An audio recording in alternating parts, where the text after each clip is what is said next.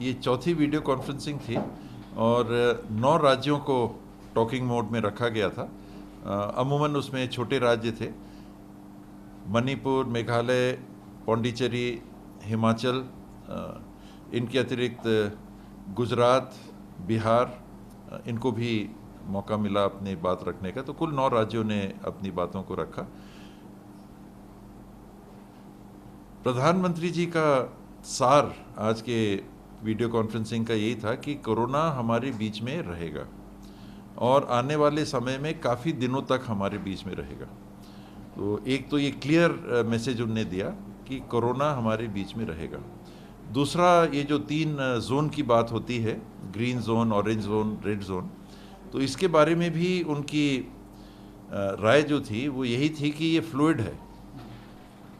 जो green zone है ये ऑरेंज बन सकता है, जो ऑरेंज जोन है ये रेड बन सकता है, रेड के अंदर स्थिति और ख़राब हो सकती है।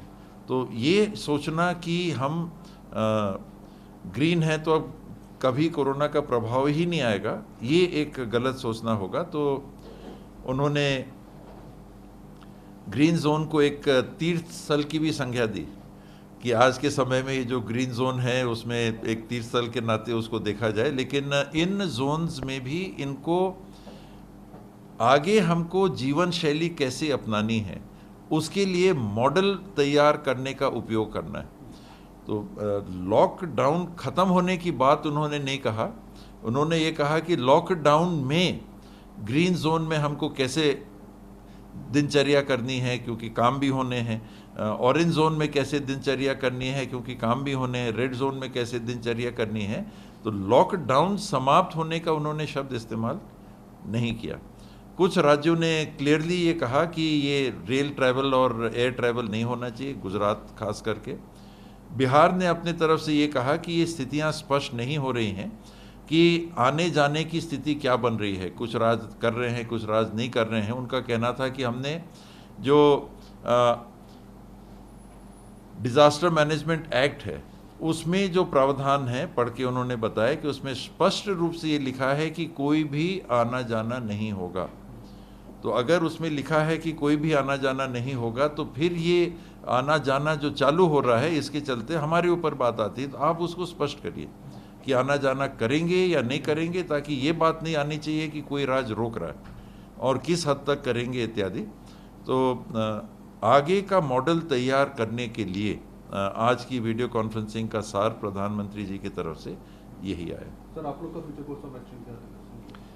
मुख्यमंत्री जी विचार कर रहे हैं। मुझे लगा जो बात हो रही थी कि कैसे हम स्टूडेंट्स को तो ला रहे हैं, क्या जो लोग बाहर रह गए हैं उनको भी लाने की अनुमति देनी चाहिए और देंगे तो कैसी व्यवस्था करनी चाहिए, कहाँ कहाँ पर रुकने का करेंगे। तो जिन जगहों पे हैं क्या कलेक्टर से पास लेके आएंगे तो कोई सूचना मिले ताकि प्रबंधन किया जा सके, इसमें वो विचार अभी कर रहे हैं। निर्णय उनको लेना है कि इस बाबत क्या करेंगे। सर, अभी पीपीई किट्स वगैरह और की अभी क्या स्थिति है छत्तीसगढ़ में अभी कोरोना को लेकर? अभी एक्चुअल पूरी स्थिति आज के हिसाब से तो सब ठीक है, आज के हिसाब से चीज़ें नियंत्रण में हैं।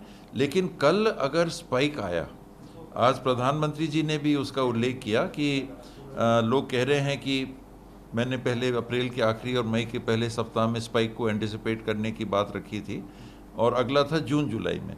तो आज प्रधानमंत्री जी ने जून जुलाई का उल्लेख किया कि जून जुलाई में इसका स्पाइक आ सकता है, कोरोना हमारे बीच में लंबे समय तक रहेगा, जून जुलाई में स्पाइक आ सकता है।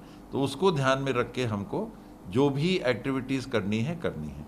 सर, टेस्टिंग के लिए हम लोग के क्या बढ़ा है अभी? और बीच में भी बात भी हुई थी कि 25,000 तो आ गई हैं, लेकिन और भी टेस्टिंग किट्स के लिए इनके कारगरता को कैसा हमारा ट्रायल आता है एक बार ले लें। 25,000 तो हमने, क्योंकि ICMR ने इसको अलाउ कर रखा है तो हमने इसको ले लिया।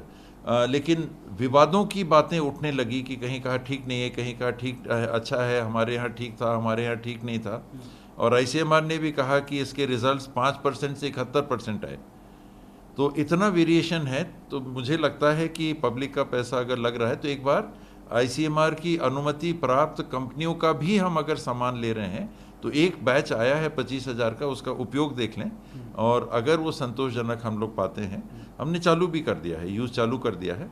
वो संतोषजनक अगर परिणाम आएंगे तो बाकी 50,000 भी बुला लेंगे। अभी तक जो टेस्टिंग भी हुई तो छत्तीसगढ़ का राष्ट्रीय औसत से ज़्यादा हमारी टेस्टिंग पर मिलियन है। वो बहुत कम है, लेकिन फिर भी राष्ट्रीय औसत से ज़्यादा है, तो उसको भी हम लोग बढ़ाएंगे।